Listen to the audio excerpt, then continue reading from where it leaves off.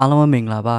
ဒီနေ့ကကျတော့ကျွန်တော် reaction လုပ်တဲ့မဲ့ video ကဟာတာ video တစ်ပုဒ်မဟုတ်ပါဘူး Happy Mother's Day နဲ့ပတ်သက်ပြီးတော့အိန္ဒိယနိုင်ငံက classroom တစ်ခုမှာကလေးတွေရဲ့မိဘအပေါ်မှာရရှိတဲ့သင်ခန်းစာတွေကိုမျှဝေထားတဲ့ video file လေးတစ်ခုဖြစ်ပါတယ်ဆိုတော့ကျွန်တော်နဲ့အတူ like ကြည့်ပေးကြဖို့ကျွန်တော်တောင်းဆိုချင်ပါတယ်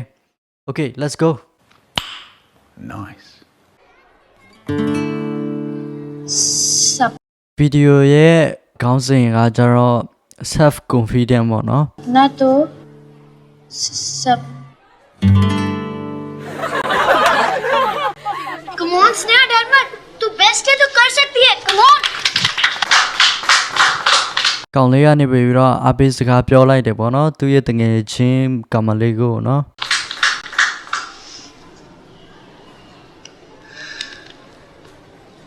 सपना तो सपना होता है ना कोई बड़ा အရန်ကောင်းတယ်နော်အိမ်မက်တမ်းမှာတမိုးရှိတယ်အိမ်မက်လေးတစ်ခုတော့မသေးပါဘူးလို့အမေကပြောတယ် ना कोई छोटा होता है मम्मी मेरी कहती है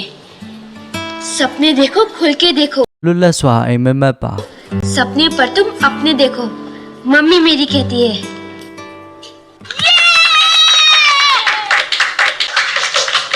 အရန်ကောင်းတဲ့ဆုံးမစကားတစ်ခုဖြစ်တယ်လို့ကျွန်တော်မြင်တယ် Karan, आपकी बारी. Come on Karan all the best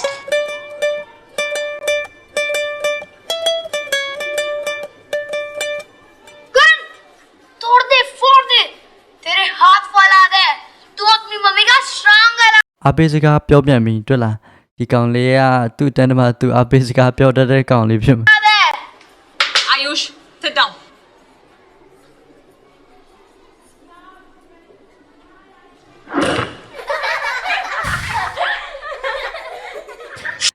ကောင်လေးစိတ်တက်ကြနေပြီ Karan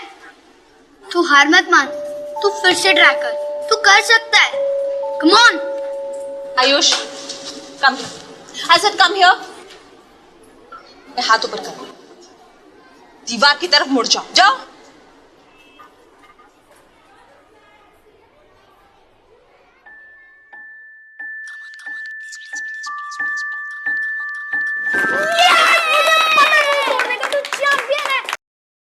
သူအပေးစကားပြောတယ်ပြီးတော့သူကိုယ်တိုင်လည်းပျော်ရွှင်ပေးတယ်သူတငယ်ချင်းအတွက်အရန်မှ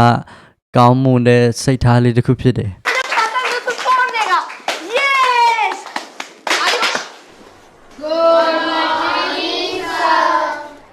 आयुष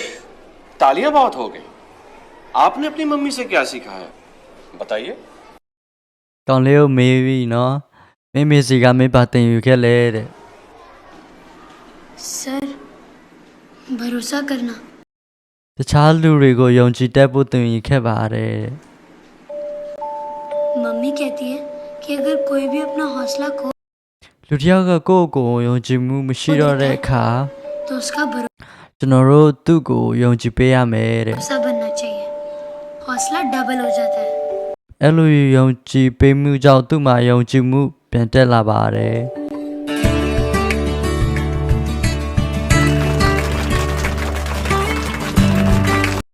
ဗီဒီယိုကလစ်ကတော့ဒီမှာပဲပြီးတော့ဖြစ်ပါတယ်ဒီဗီဒီယိုကလစ်နဲ့ပတ်သက်ပြီးတော့ကျွန်တော်တို့သင်ခန်းစာယူစရာအချက်ကျွန်တော်၃ချက်ကိုကျွန်တော်ဒီမှာ notes လေးထုတ်ထားတယ်ပေါ့နော်နံပါတ်1တစ်ချက်ကဘာဖြစ်လဲဆိုရင် believe in others ကျွန်တော်တို့တခြားသူတစ်ယောက်ကိုယုံကြည်မှုပေးရမယ်ဒီကလေးလိုပဲပေါ့နော်သူရဲ့တငယ်ချင်းတွေစိတ်သက်ကြနေတဲ့အချိန်မှာသူ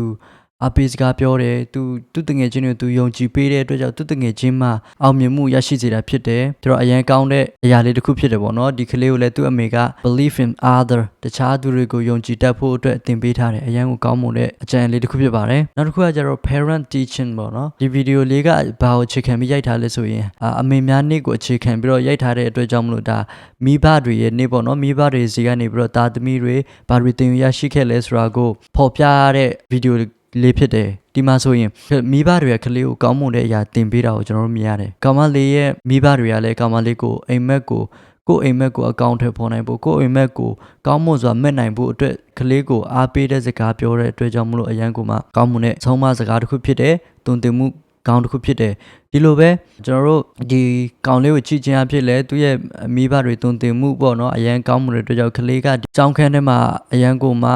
အသုံးဝင်တဲ့တူဖြစ်တယ်အဲ့ဒါကိုလည်းကျွန်တော်တို့မြင်ရတာဖြစ်တယ်ကျွန်တော်က motivation speaker တယောက်လည်းမဟုတ်ပါဘူးဒါပေမဲ့ကျွန်တော်တို့ မိသားစုကျွန်တော်တို့ပတ်ဝန်းကျင်မှာကျွန်တော်တို့ကြီးပြင်းခဲ့ရတဲ့ဘဝတွေကတကယ်ရှိပါတယ်မြန်မာပြည်မှာဆိုရင်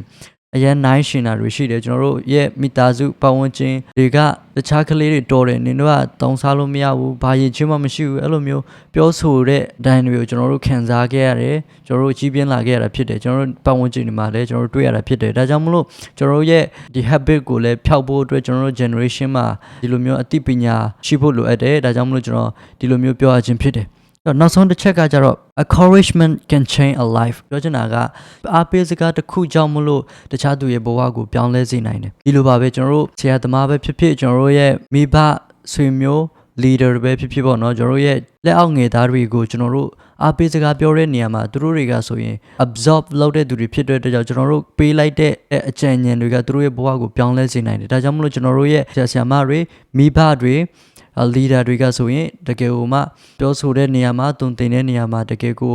အရေးကြီးတဲ့အခန်းကဏ္ဍအနေဖြစ်ပါတယ်ဒါကြောင့်မလို့ကျွန်တော်တို့ကိုယ်တိုင်လည်းကောင်းမွန်စွာ